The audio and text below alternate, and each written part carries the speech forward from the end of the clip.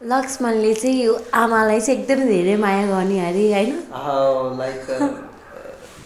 म त केही भन्न सक्दिनँ कि त एकदम धेरै दुःख गर्नुभयो नि त हाम्रो लागि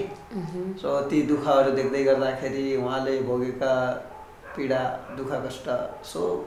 म आफै सानैदेखि चाहिँ हरेक कुराहरू चाहिँ आफै फेस गर्दै आएको देख्दै आएको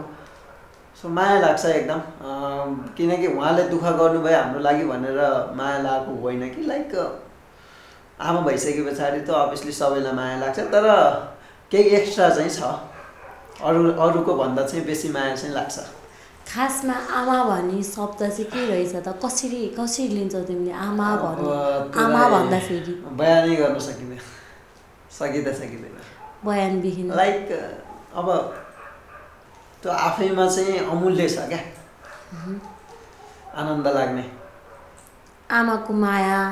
आमाको हातको खाना हैन सो त्यही भएर खुसी लाग्छ नि त अनि विदेश गएपछि त्यो सबै त छुटिहाल्छ नि हैन अब मैले यस्तो हो अब केही पाउनको लागि चाहिँ केही कुराहरू गुमाउनु पर्ने हुन्छ थाहा छ नि सो विदेश गए तापनि कमसेकम अब मैले यहाँ पाउने माया यहाँ पाउने साथीभाइको साथ सपोर्टहरू चाहिँ विदेशमा नपाइएला तर कमसेकम विदेशमा गइसके पछाडि यहाँ दिन नसकेको सुख मैले वहाँ गएर चाहिँ पुरा गर्न सक्छु कि जस्तो चाहिँ मलाई लाग्छ है किनकि अहिले चाहिँ तपाईँलाई थाहा छ यो जेनेरेसनमा पैसा नभएसम्म केही पनि छैन